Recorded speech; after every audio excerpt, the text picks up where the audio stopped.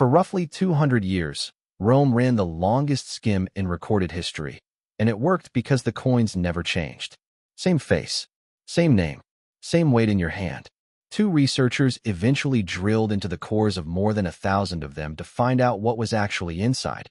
And what they found is one of the most uncomfortable things you can learn about money. Because Rome never really stopped. It just got better at hiding it. Here is the number that should make you sit up straight.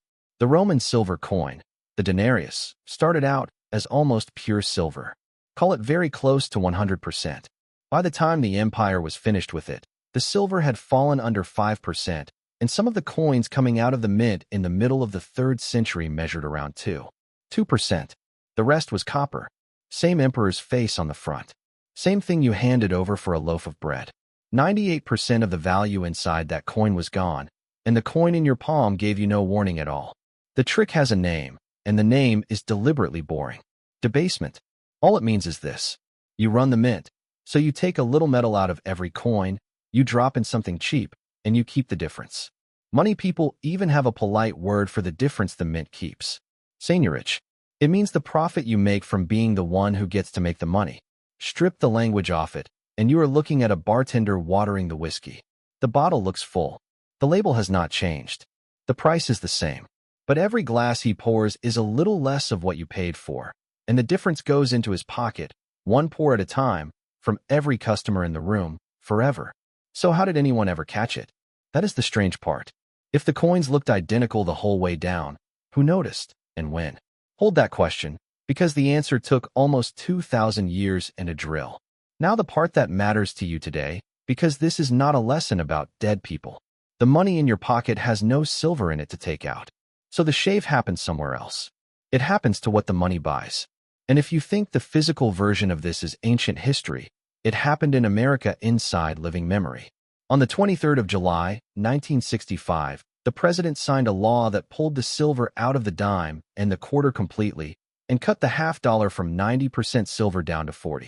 A 1964 quarter and a 1965 quarter are the same size, the same face, the same 25 cents. One is 90% silver. The other is a copper sandwich with a thin gray coat. At the signing, the president told the country the new coins were not going to have a scarcity value either, and that anyone with ideas about hoarding silver coins should forget it. People hoarded them anyway. Go and price a bag of pre-1965 quarters today, and you will see exactly who was right. So go back and watch the machine start, because the first cut is always the most revealing one. For the 1st century of the Roman Empire, the silver coin was clean. Then came Nero. In the year 64, after the Great Fire, with an army to pay and a city to rebuild, Nero became the first emperor to change the coin in a way anyone could measure. The silver dropped from very close to pure down to roughly 80%. He shaved the weight a little too. Nothing was announced. Nothing was stamped on the coin. And here is the tell that the whole thing worked. Within a few years, the older and purer coins had quietly vanished from circulation. Ask yourself why they vanished. Ordinary people are not stupid. They had no laboratory, but a merchant handling 100 coins a day develops a very good hand for weight. The moment 2 coins buy the same bread and one has more metal in it, everybody keeps the good one and spends the bad one. The good money goes into a jar under the floor. The bad money keeps moving. That is not a Roman quirk. That is a rule that shows up every single time this is done, in every century, including this one. But here is where it gets worse, because the first cut is never the last cut. A mint that has just discovered it can pay its bills by shaving coins does not stop after one shave. It stops when somebody notices. Nero's 80% held for a while. Then Marcus Aurelius trimmed it. Then trimming became routine, and by the 3rd century, it was not trimming anymore. It was a free fall. Then came the clever part, and it is the oldest move in the book. Around the year 215, the empire launched a new, bigger coin, and marked it as being worth 2 denarii. 2 coins in one. Except it weighed about 1.5. So the state was settling its bills with a coin that promised 2 and delivered 1.5, and the missing half went straight to the treasury the second it left the mint. That coin started life around 40% silver. By the reign of Gallienus, who ruled from the year 253 to 268, the same coin was under 5%, and the worst examples come in around 2.5. In roughly 2 centuries, a coin that had been almost pure silver became a copper token with a memory of silver in it. And the strangest part of this story has not happened yet. Because a copper coin should look like copper. Wrong color, wrong weight, wrong to anybody who has ever held the real thing. So why was nobody rioting over a purse full of orange coins?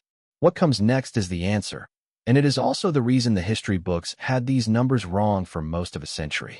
The Romans did not just water the whiskey. They engineered the bottle to pass inspection. The coins coming out of the late mints were surface-treated. The details are still argued over, but the effect is easy to describe. A thin skin of silver sat on the outside of a copper coin. Bright, white, convincing, and genuinely real silver, sitting exactly where a person's eye and a person's fingertips would land. Underneath, the coin was junk. The skin was so thin it wore off with use, which is why so many surviving examples are orange and blotchy today. They did not rot. Their makeup rubbed off. Now hold on to why that matters, because this is the part worth rewinding. For most of the 20th century, scientists measured the silver in Roman coins by testing the surface. It does not damage the coin, and it produced numbers that historians built whole arguments on for decades. Except the surface was the lie. The Romans had built that coin specifically so that anyone inspecting the outside would get the wrong answer, and 1800 years later, it was still working. It was still fooling people who had laboratories. Which brings you back to the two researchers from the very beginning. Kevin Butcher at the University of Warwick and Matthew Ponting at the University of Liverpool did the thing nobody wanted to do. They drilled in through the edge, past the skin, into the core, where nobody had ever bothered to make the metal look pretty. They did it more than 1,300 times and published the results with Cambridge University Press under the title The Metallurgy of Roman Silver Coinage. The findings rewrote the numbers. The cores were consistent. The surfaces were not.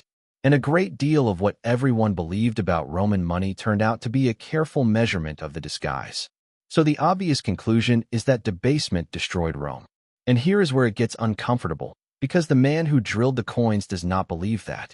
Butcher has argued close to the opposite, in a paper called Debasement and the Decline of Rome, and again in an entire volume on debasement he edited in 2020 for Oxbow Books. His point deserves to be taken seriously, precisely because it is inconvenient. Taking metal out of a coin does not automatically make prices rise. For long stretches of Roman history, the silver went down and the price of grain barely moved. Ordinary people were not weighing coins in the street. They used the coin because everyone around them used it, and because the state accepted it for taxes, which is roughly why you accept a piece of paper today. States have debased their money constantly and carried on for centuries. Rome fell for a long list of reasons, and plenty of them had nothing to do with metal. That is the honest counterargument, and it should slow you down. But look hard at what it concedes, because it is far bigger than what it denies. If a coin can lose 98% of its metal and keep spending like nothing happened, then belief was doing all the work, not the silver.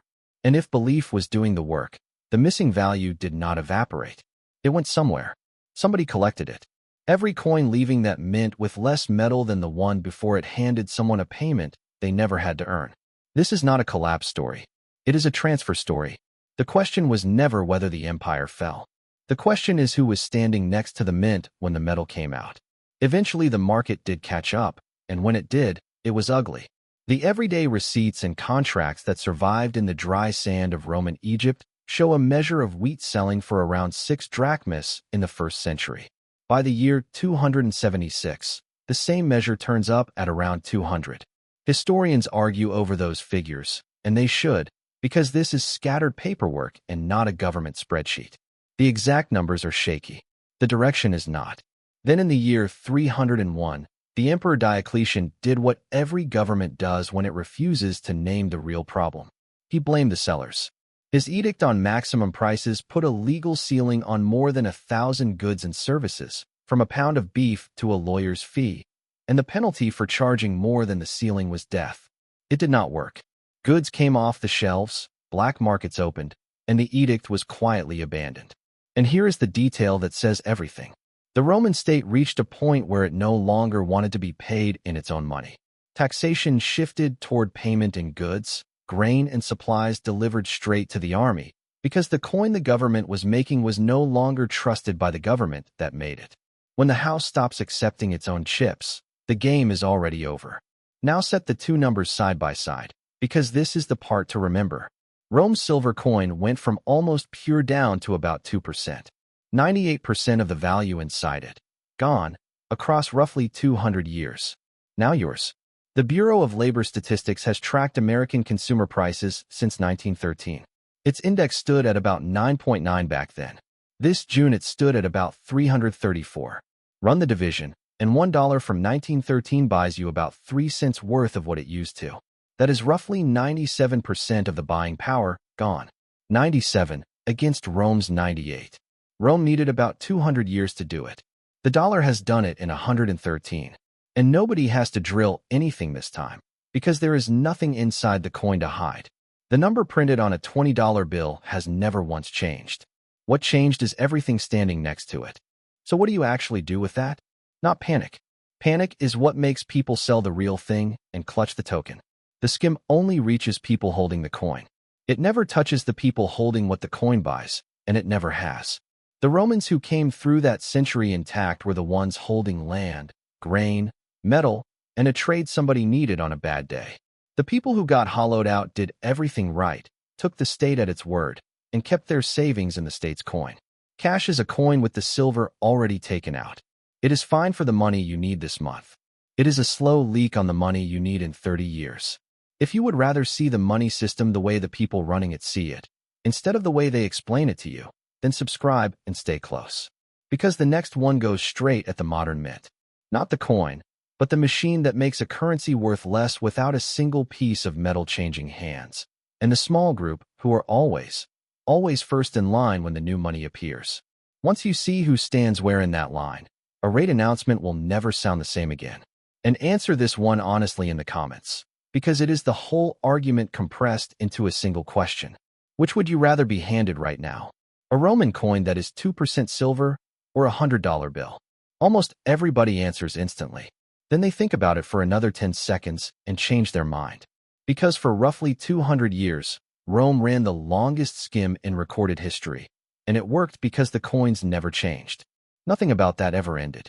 The coins simply stopped being coins, and the skim got so quiet that somebody has to tell you it is happening. Now somebody has.